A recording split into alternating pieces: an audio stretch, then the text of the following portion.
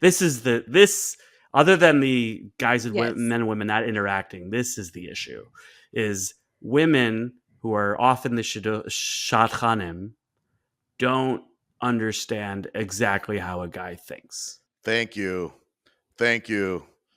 I'll give you a round of applause, honestly, for saying that. Okay. And the fact that this is a chiddush right now should not be. You guys have had 200. I don't know how many episodes, but I'm just saying this is not a chiddush. This should not be a deal of like a jaw dropping that like meaning guys. It's not. But what do you think? How do you solve that? You solve that is that first of all, women when they set somebody up and they try. First of all, you always have to ask the guy first.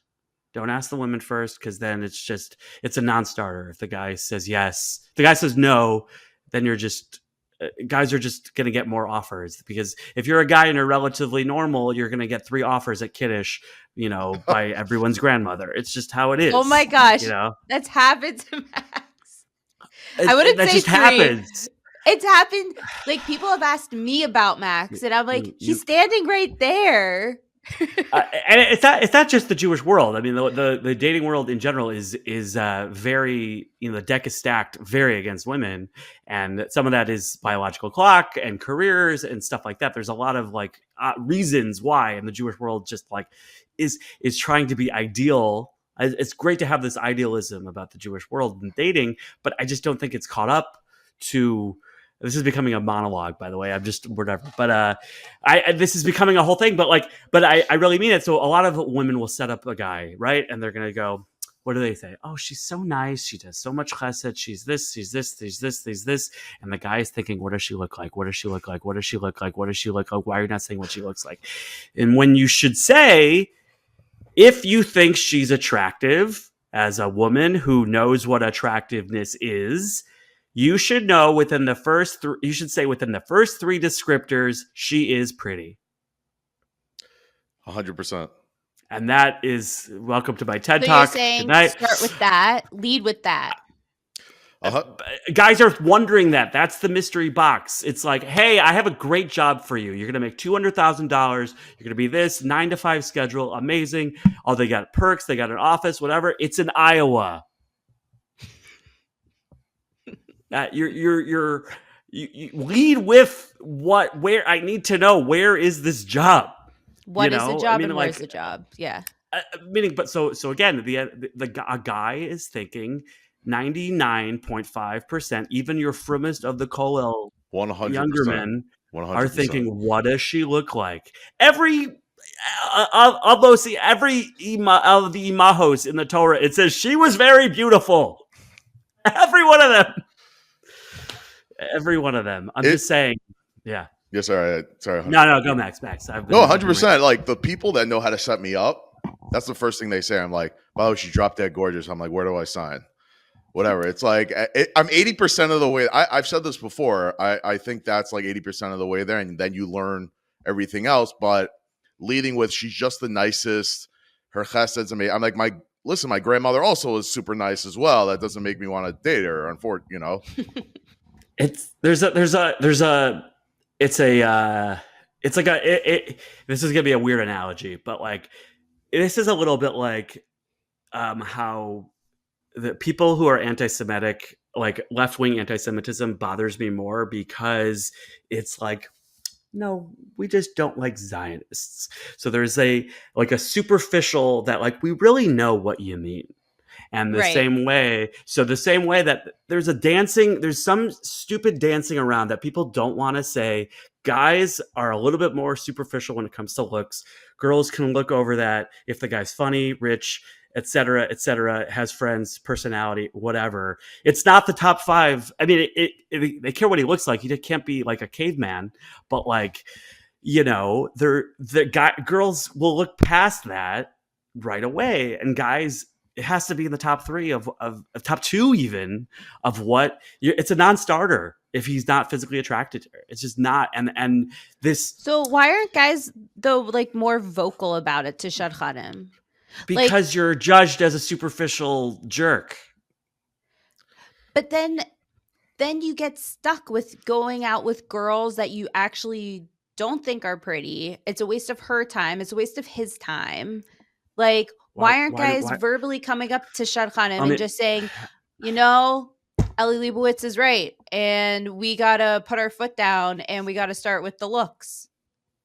John Mulaney, again, to quote John Mulaney again in his stand-up, he says, like, you talk about how Mick Jagger is like so famous from the Rolling Stones. It's like so famous. He just like Diet Coke and somebody gets it for him because he's so famous that he just like can't operate like a regular person. But like, he's like, you know how the rest of us go.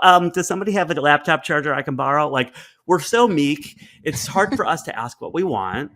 And especially a guy whose parents have made his whole decisions for him for his entire life, where he goes to yeshiva, what he's doing, where he went to YU Turo or whatever, or Ner Yisrael, like without much input where he wanted to go.